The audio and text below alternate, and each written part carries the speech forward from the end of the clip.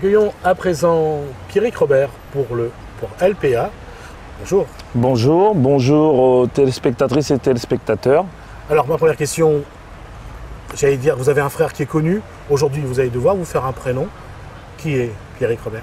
Pierrick Robert, donc j'ai 31 ans, père de 2 enfants de 5 et 10 ans. Je suis à la tête d'une société de transport depuis maintenant 13 ans. Et je suis d'ailleurs élu à la Chambre de commerce et d'industrie de La Réunion depuis décembre 2010, où j'exerce la fonction de président de cette commission formation. Et je suis bien évidemment candidat pour les élections municipales de 2014 à Saint-Louis, sous les couleurs de la politique autrement. Une question qu'on doit vous poser souvent, c'est pas un peu compliqué d'être le frère de l'autre? Non.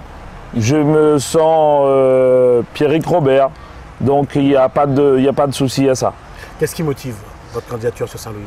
Donc je suis contribuable à Saint-Louis et j'ai souhaité m'investir dans la politique à Saint-Louis pour proposer une alternative, une solution aux Saint-Louisiens pour sortir de cette guerre des clans qui gangrène Saint-Louis depuis des années maintenant. Alors, il y a ça. Qu'est-ce qui vous donne envie d'être aujourd'hui maire de Saint-Louis? Qu'est-ce que vous cherchez qu'est-ce qui vous amène à être là aujourd'hui? Alors, Saint-Louis, déjà, c'est de relever ce défi et de permettre à Saint-Louis d'avancer. Vous savez, il est temps de revenir, je crois, à des valeurs qu'on a perdues depuis trop longtemps. Nous, à la politique autrement, nous avons retrouvé ces valeurs-là qui sont importantes. C'est déjà le respect de la parole donnée.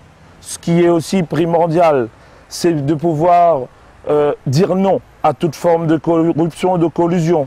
Ce qui est capital, c'est de s'engager dans l'intérêt général de la population et représenter dignement cette population. Alors ma question c'est, vous connaissez un peu Saint-Louis, quel bilan faites-vous de la mandature qui se termine? Alors, le bilan de la mandature qui se termine est catastrophique. Personne ne peut le nier aujourd'hui. D'ailleurs, le premier magistrat de la ville l'a affirmé lui-même sur les médias, où il a jugé sa mandature, et je cite, de merdique. Donc, d'ailleurs, depuis 2004, la ville de Saint-Louis n'avance plus. Il n'y a plus de capitaine à bord. La Chambre régionale des comptes l'a pointé du doigt d'ailleurs. Les administrés sont livrés à eux-mêmes.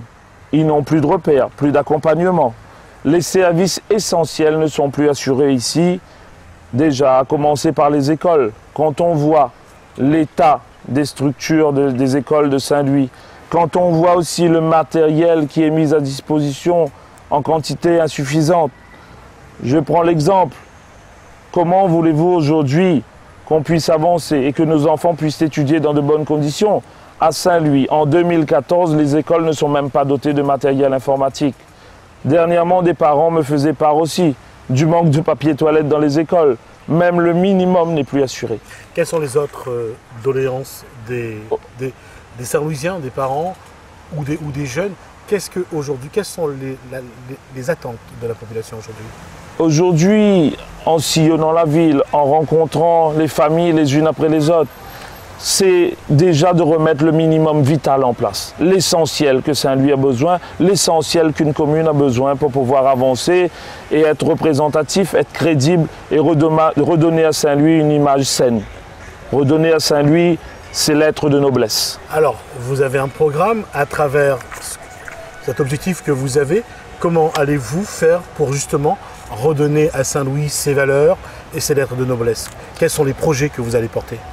Vous savez, aujourd'hui, mon projet se base sur l'essentiel, sur le retour qu'on a pu faire justement par rapport aux différentes rencontres avec la population saint-louisienne. Le maître mot des attentes de cette population saint-louisienne, c'est déjà le changement. Un changement qui s'exprime de différentes manières. Je pense notamment à Julienne, une dame de 65 ans, veuve, qui a demandé un rendez-vous depuis plus de 3 ans au maire, sans réponse jusqu'à présent. Les administrés ont besoin de proximité et d'écoute auprès des élus. Alors ça, c'est la méthode. Mais le changement, c'est aussi retrouver un cadre de vie agréable, une ville propre, des trottoirs en bon état, des ronds-points fleuris, une ville avec suffisamment d'éclairage public, vous savez, pour se déplacer en toute sécurité, un réseau routier aussi, pour circuler sur les routes de Saint-Louis et de la Rivière, sans avoir à slalomer entre les nids de poules. Alors, dans ce projet de développement pour la commune de Saint-Louis, il y a les investissements. Aujourd'hui, est-ce que Saint-Louis, selon ce que vous venez de dire, est-ce que Saint-Louis a les moyens d'investir dans des projets structurants? Alors, il va falloir à Saint-Louis mener une gestion rigoureuse, une réorganisation de l'ensemble des services, compter les dépenses au centime près pour que Saint-Louis retrouve une stabilité financière rapidement. Alors là, on parle des contrats aidés. Est-ce que sur ce point-là, il y a des économies d'échelle que vous allez faire? Est-ce qu'il y a des contrats que vous allez arrêter ou qui, si s'arrêtent, vous n'allez pas renouveler? Aujourd'hui, de toute manière, les contrats aidés, comme vous le savez, ce sont des subventions qui viennent de l'État. Nous allons toujours continuer à avoir des contrats aidés. Ce n'est pas le but parce qu'il faut continuer quand même à être là, à être aux côtés de la population quand ils sont dans le besoin. Et les contrats aidés, comme son nom l'indique, c'est pour aider la population qui est dans le besoin. Nous allons continuer à travailler dans ce sens. Nous allons faire en sorte justement de partager le travail équitablement par rapport aux besoins des Saint-Louisiens. Mettre en place des roulements et que ça ne profite pas toujours aux mêmes. Sur l'emploi privé, l'emploi marchand, comment allez-vous faire venir les entreprises? Vous êtes vous-même chef d'entreprise. Qu'est-ce qu'il faudra faire pour que les entreprises aient envie de venir s'installer à Saint-Louis? Nous voulons redresser et développer Saint-Louis. Et le secteur économique, le secteur privé, on doit demain pouvoir donner au secteur économique toute sa place. Il faut qu'on arrive demain à donner confiance aux entreprises pour qu'ils viennent s'implanter à nouveau sur le territoire, qu'il y ait des infrastructures pour accueillir ces entreprises. Et ça, c'est une nécessité. Et ça pourra être aussi demain créatrice d'emplois. On le voit, Saint-Louis, c'est plus ou moins la zone économique, la rivière, c'est plus ou moins la zone économique. Le centre reste assez social. Comment équilibrer? L'aménagement du territoire va poser un problème parce qu'il y a quand même une disparité dans les quartiers, oui. Entre les quartiers. Alors, je reviendrai là-dessus. Aujourd'hui, la ville de Saint-Louis, la zone industrielle de Saint-Louis, elle a un gros potentiel. Nous sommes sur une plaque tournante du sud.